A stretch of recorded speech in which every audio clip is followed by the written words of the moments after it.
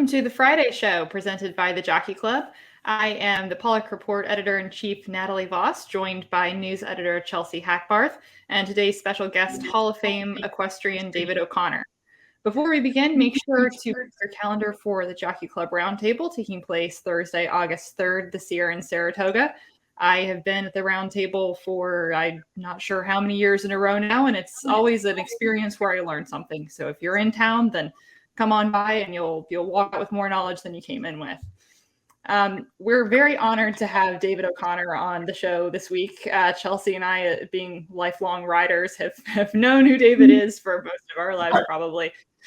He is an individual and team Olympic medalist, multiple-time medalist in eventing for the U.S.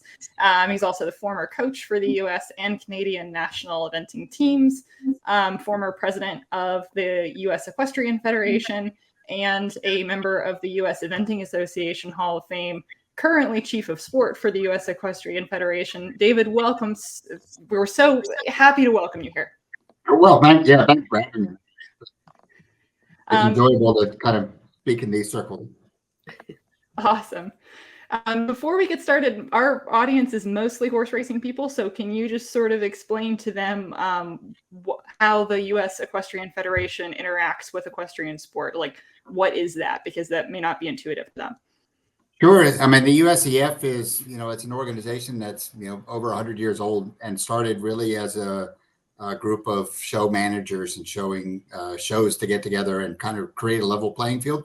So the mission statement has got to be number one for all of us. It's about creating a level playing field for competitions, but also then keeping the policies and procedures that you really need for horse welfare to be kind of number one. The horse has got to be number one in this whole conversation, no matter all of the games that we play. And so we are an organization of organizations in some ways, because we also have a lot of affiliates for the different sports, all the games that get played with horses, there's a lot of them that reside, 27 of them that reside here. And so the rules and regulations is a big part of the, USEF mandate. The policies, procedures for horse welfare is a thing. And plus we have this little minor Olympic thing goes on, is that the Ted Stevens Sports Act by Congress have created this, what they call an NGB, which is National Governing Body for Sports. And so the USEF is the national governing body for equestrian sport under the Olympic mandate. And so we have our 4 Olympic divisions underneath us, which is actually the same thing about, promoting and, putting athletes on the field, through their qualification process and having that level playing field for everybody to have that access or that shot that ends up with those 3 in each one of the different disciplines go there. And with that kind of puts you into another league too. There's a international federation called the FEI, which we are part of, and above them is the International Olympic Committee. So we're kind of in this middle ground, and these policies all really need to align from top to bottom in these games that we play with horses. So, David, We're here to talk about social license to operate, and that has as big a meaning in your world as it seems to in ours, I imagine. But for those who don't know what that phrase means, can you just explain it for them? Yeah, when you really get down to the simplest side, it's actually about the public's acceptance of whatever activity. It actually didn't even come out through sports. It actually came out through other industries, logging industry, mining industry. So it's about the public acceptance of an endeavor that you are doing. And our endeavor obviously is with an animal, with a horse, that in all of the different games that we play, really understanding that not only internally looking in, are we doing the right things and believing that we are doing the right things, but also trying to look at it from the outside, from public's point of view, of looking in and listening to their viewpoints, right? And understanding their viewpoints, especially in what I would say an emotive, right? It could be an emotive side to the equation because we have an animal, right? So we have an animal that we're playing with. And that relationship has to be, I believe, has to be celebrated, because that's what I internally believe. So it has to be celebrated, it has to be explained. And especially when you get down to it in this world that we have now, because the game has changed so much in the last century, right? So if you think a century ago, everybody in the world would have seen a horse every day because they were in the cities, they were in communities, right? And they were in farming, and they were part of the everyday human life. And now that's not the case with mechanization. It happened. So kind of some interesting facts and figures when I was looking things up was, back in the 20s, there were almost 23 million horses, they thought, in the United States. And in the 50s, it went all the way down to 5.6 million. So it really, because of mechanization, right? So the horses weren't so important. And so now it's grown here in this last, till now, where we think there's probably 9.4 million horses. And when you really look at that, the horse has changed in the way that I like to say it, and way like I like to think about it, is that the horse has really changed from a commodity, right, into a companion. And through sport, the horse has grown and become expansive and is settled. And I really feel that is a lot because of sport and that relationship that we all have with horses in lots of different ways, that the horse has actually grown in its importance in humans, even though there's a lot of people now that they don't have access to the horses. They're not seeing horses in urban environments anymore. Well, that's something we talk a lot about on the racing side of things too, is the sort of changing public view of horses in the context of racing. And when social license kind of comes up in our world, one of the main driver of that discussion, obviously, as we've seen chiefly in the last few weeks, has been racehorse injury and medication use. That tends to sort of be where the social license discussion comes up, especially in mainstream press. What sort of drives those discussions in the equestrian sport world? Like, what are sort of the areas that seem to trigger internal or external questions about social license to operate for the other equestrian sports? Well, I'm not really quite sure how much of it is different in some ways, right? So, because I think we're all in the same, right? We're all dealing with horses. It's just the games that we play. So I think it's all much more similar than it is different. The public does want to know about care. They want to know, and really what we talk about, what is an aspect of a good life for a horse, right? And it's in and outside of the competition arena. How is it cared for, and what are you doing with it? Are your training practices, understandable, which I think is a huge difference, right? And we have an expression like it: if you can't train your horse in the middle of Central Park and not be able to, just talk about it, then that practice is really unacceptable.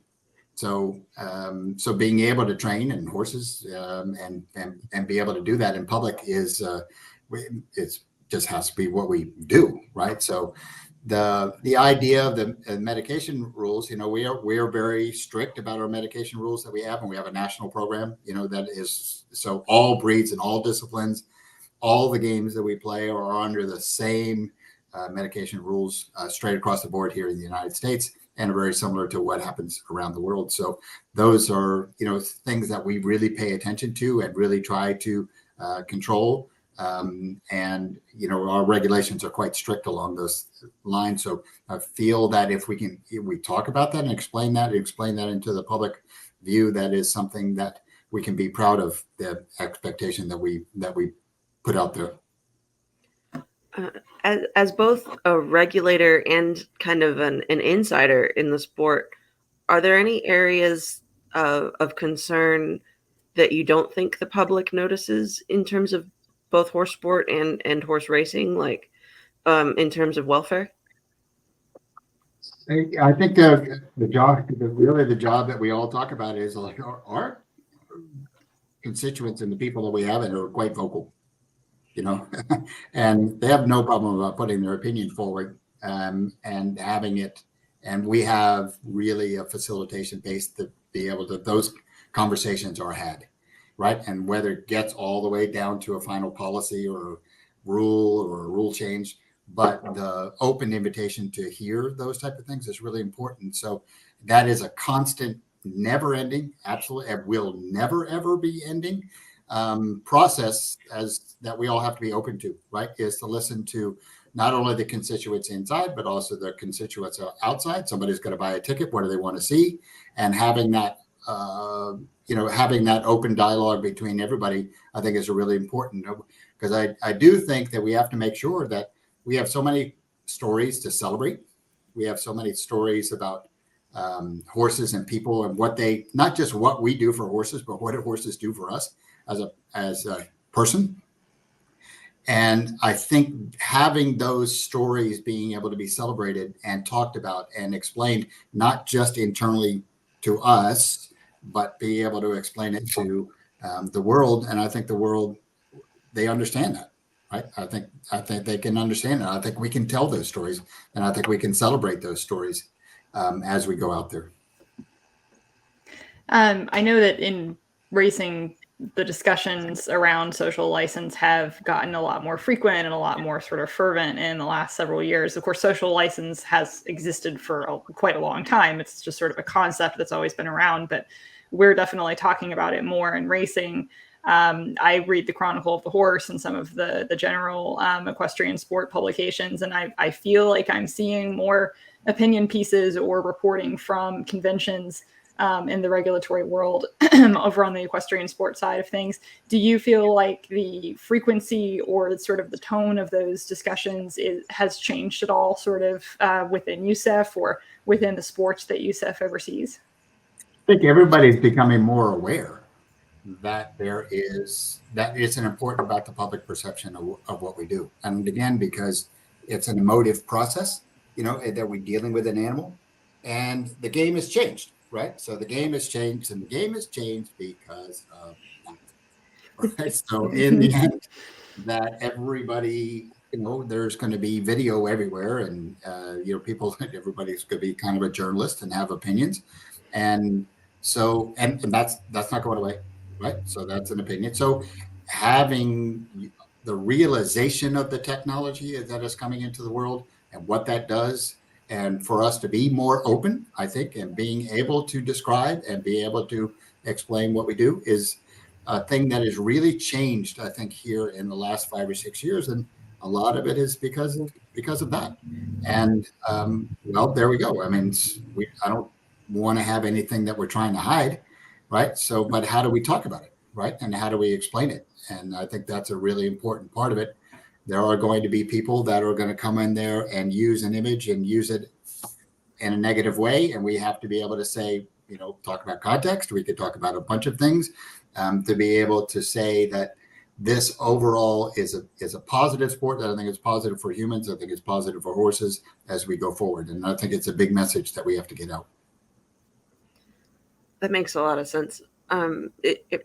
We talk about educating the public a lot in racing. How do you go about that in horse sport? I mean, do you do more social media?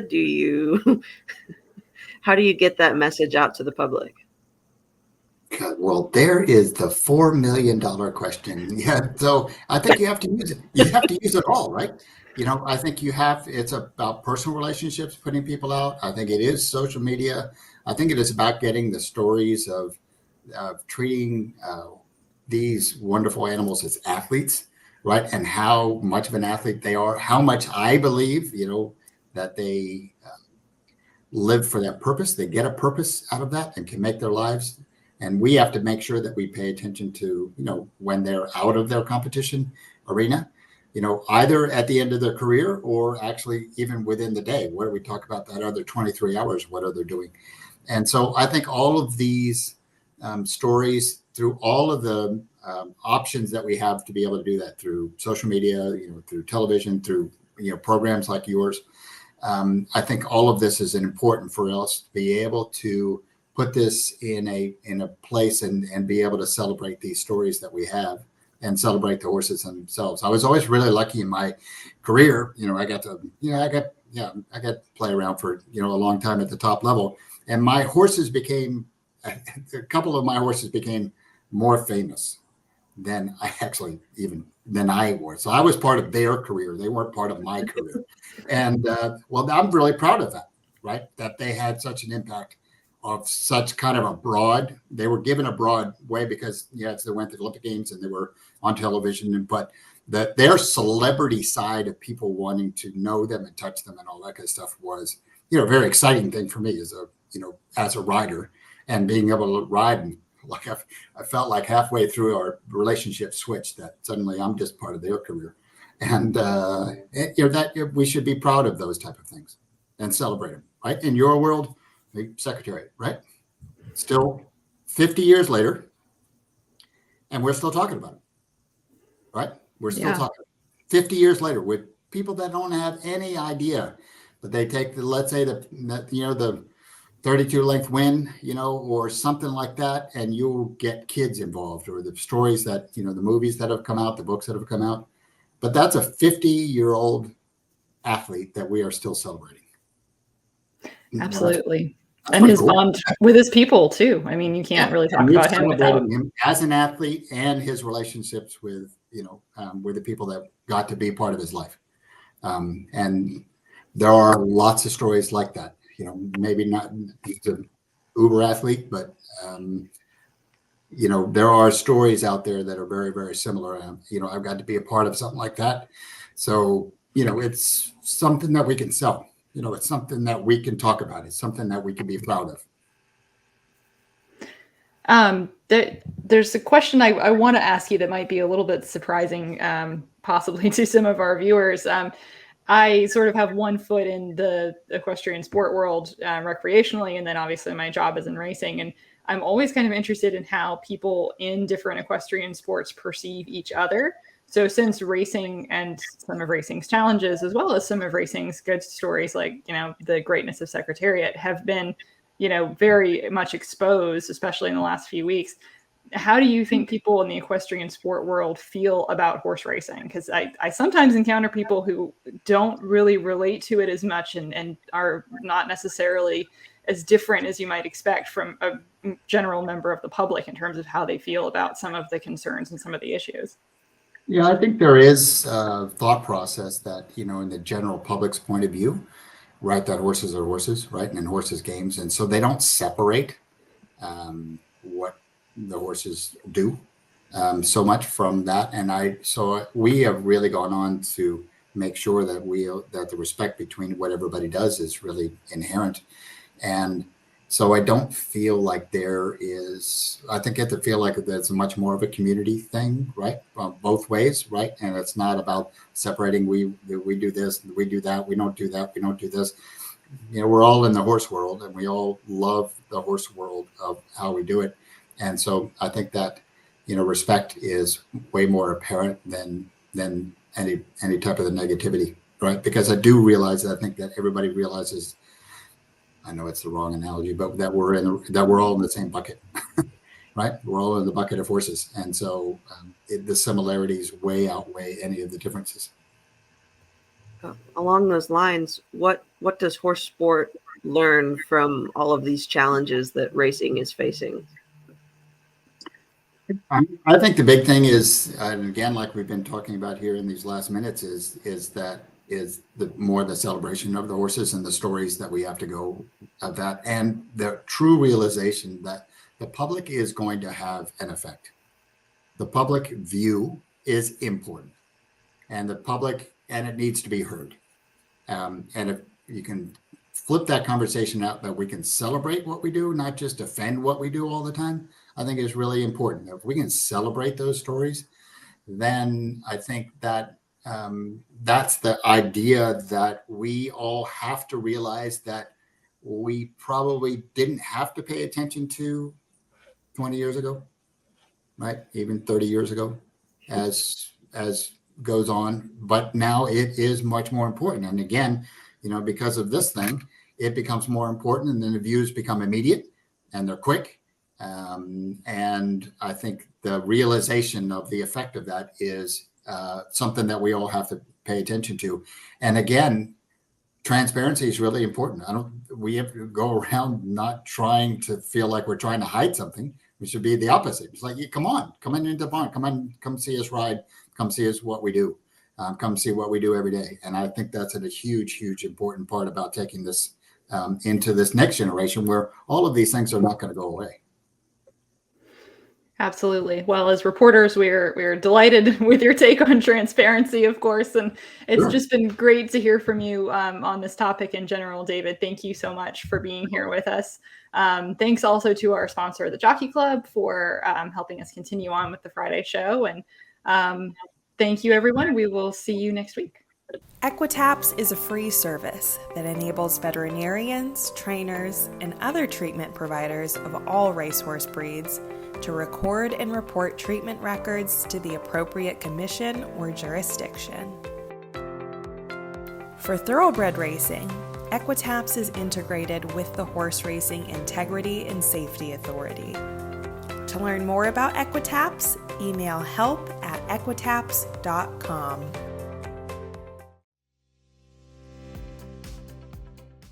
Support award-winning independent horse industry journalism and become a Pollock Report Insider on Patreon.